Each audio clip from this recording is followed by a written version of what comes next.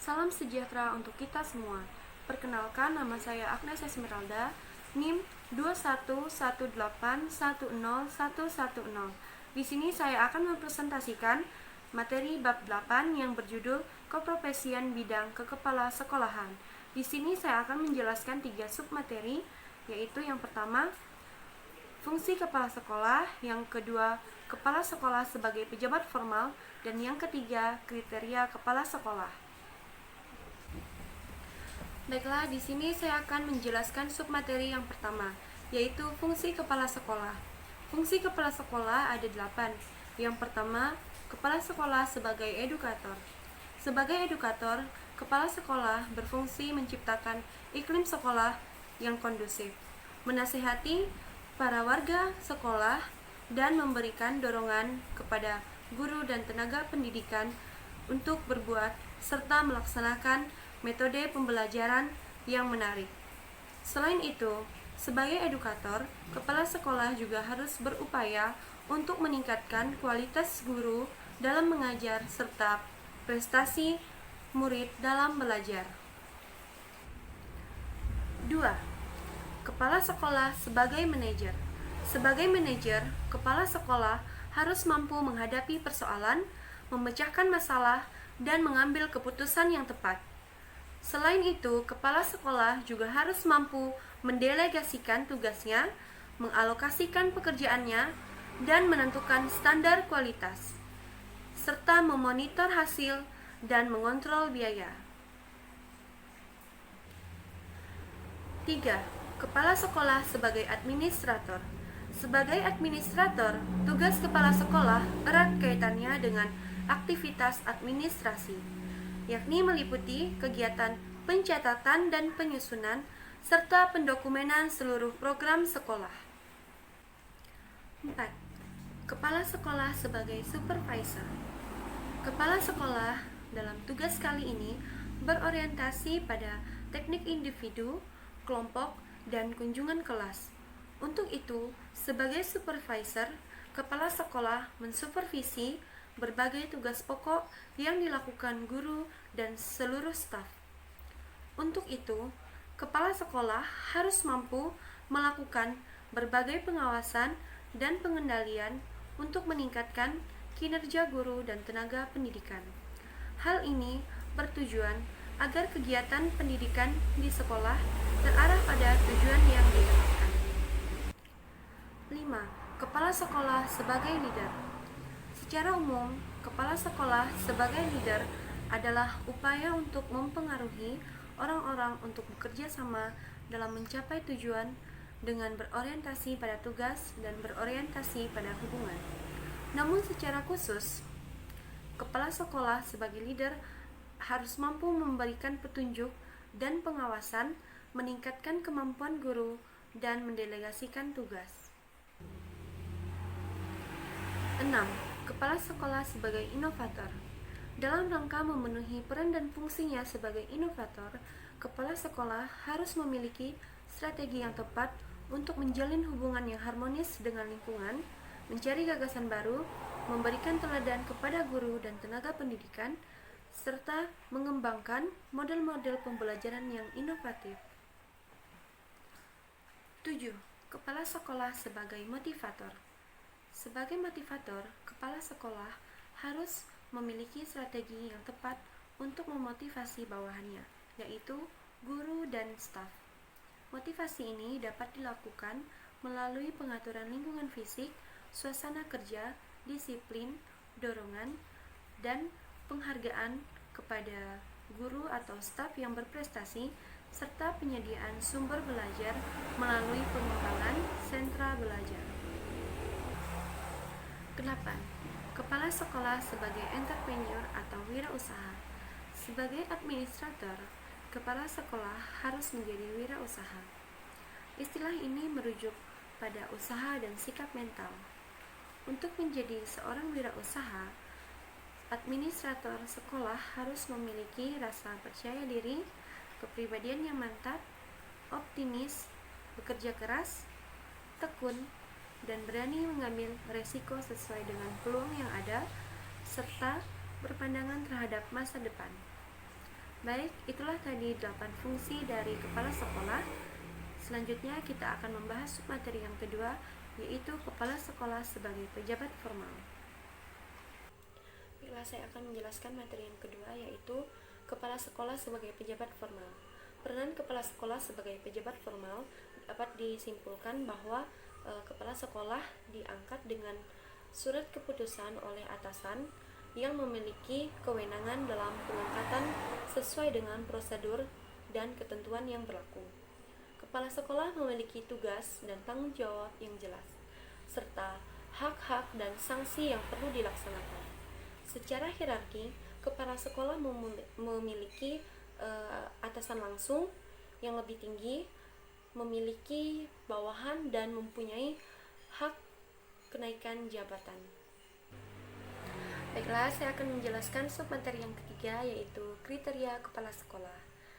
Untuk menjadi seorang kepala sekolah, baik itu di tingkat TK, SD, SMP, maupun SMA, harus memenuhi kriteria tertentu, yakni sebagai berikut. Yang pertama yaitu berstatus sebagai guru, yang kedua memiliki kualifikasi akademik dan kompetensi sebagai agen pembelajar sesuai dengan ketentuan perundang-undangan yang berlaku.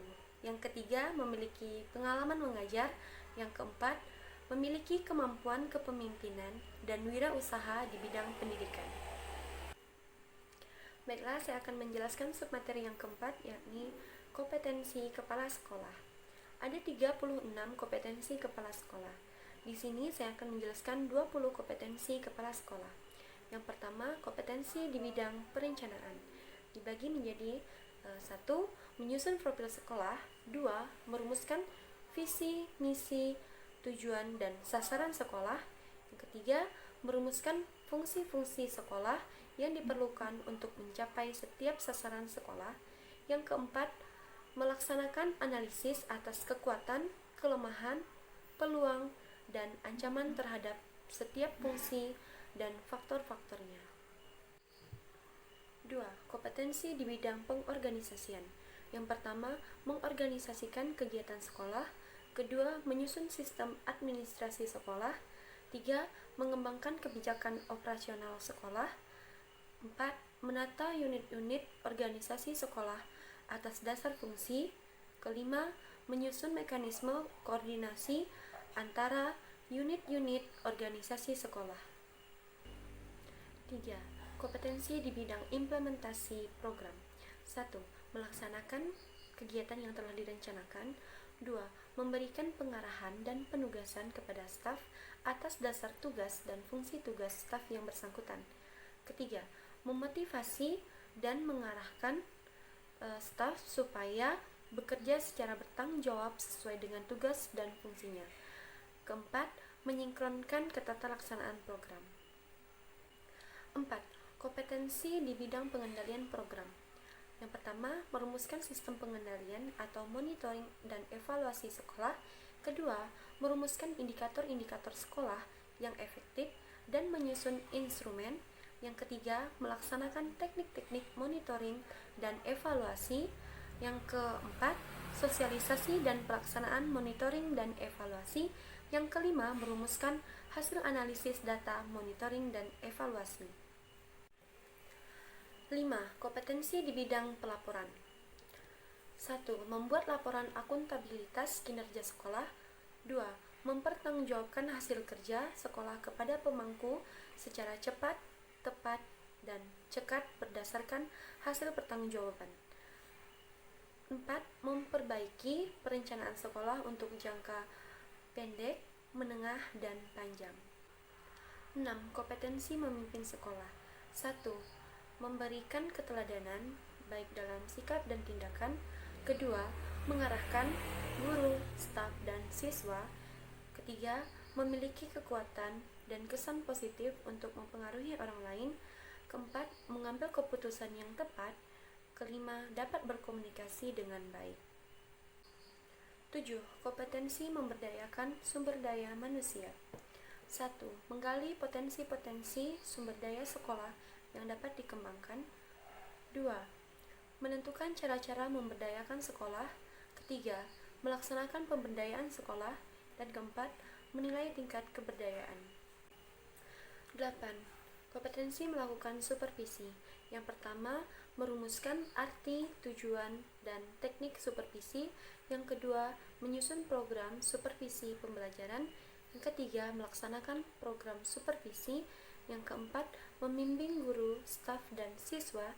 Yang kelima, mengajarkan wawasan dan pengetahuan baru. Yang keenam, melaksanakan umpan balik dari hasil supervisi. 9. Kompetensi menciptakan budaya dan iklim kerja yang kondusif. 1. Menciptakan suasana kerja yang kondusif. 2. Menciptakan lingkungan kerja yang nyaman. 3. Membentuk budaya kerjasama yang kuat. 4. Menumbuhkan budaya profesional warga sekolah. 5. Menciptakan iklim sekolah yang kondusif. 10. Kompetensi mengembangkan kreativitas, inovasi, dan jiwa kewirausahaan. 1. Menciptakan dan memanfaatkan peluang. 2. Menciptakan pembaruan. 3. Merumuskan arti dan tujuan perubahan sekolah. 4. Menggunakan metode, teknik, dan proses perubahan sekolah. 11. Kompetensi komunikasi dan kerjasama dalam pekerjaan. 1. Menjelaskan arti dan fungsi komunikasi dalam pekerjaan. 2. Menjelaskan arti dan fungsi kerjasama dalam pekerjaan. Yang ketiga, menerapkan komunikasi yang efektif dalam pekerjaan. Yang keempat, menerapkan kerjasama antar staf dalam pekerjaan. Ke-12, memanfaatkan bahasa Inggris dalam pekerjaan. Penggunaan bahasa Inggris untuk memahami literatur asing atau memperluas wawasan pendidikan. 13. Kompetensi memanfaatkan kemajuan iptek dalam pendidikan. 1. Pemanfaatan teknologi dalam pembelajaran dan manajemen sekolah. Kedua, memahami pemanfaatan komputer dalam pembelajaran dan manajemen sekolah. Ketiga, menjelaskan pemanfaatan alat-alat dengan teknologi terbaru dalam pembelajaran. Kompetensi memanfaatkan teknologi informasi dan komunikasi. 1. Menjelaskan jenis-jenis teknologi informasi yang dimanfaatkan dalam pendidikan. Kedua, mengidentifikasi dampak negatif dan positif teknologi informasi. Ketiga, menggunakan berbagai fungsi internet, terutama menggunakan email dan untuk mencari informasi. 15. Kompetensi mengelola kurikulum dan program pembelajaran. Yang pertama, membentuk dan memberdayakan tim pengembang kurikulum. Kedua, memfasilitasi guru untuk mengembangkan kompetensi setiap guru kelas. Ketiga, mengevaluasi pelaksanaan kurikulum. Keempat, mengelola proses bimbingan dan konseling. 16. Kompetensi mengelola guru dan tenaga kependidikan. 1.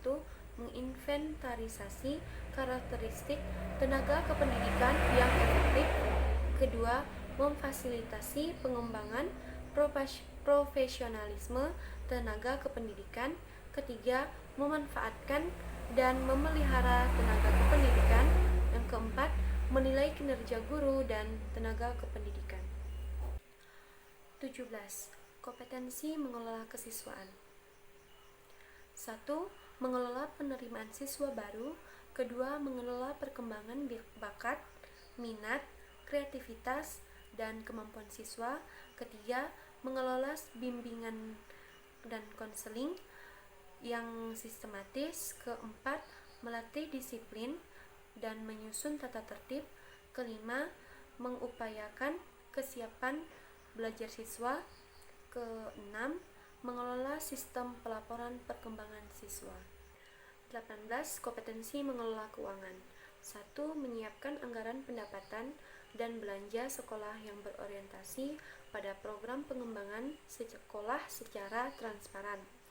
Kedua, menggali sumber dana dari pemerintah, masyarakat, orang tua siswa, dan sumbangan yang tidak mengikat.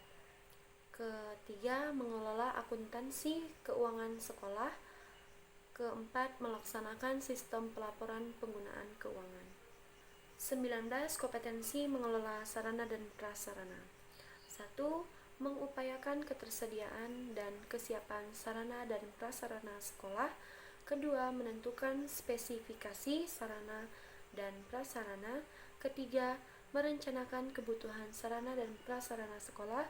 Keempat, memonitor dan mengevaluasi sarana dan prasarana sekolah. Kompetensi mengelola hubungan sekolah dan masyarakat. 1.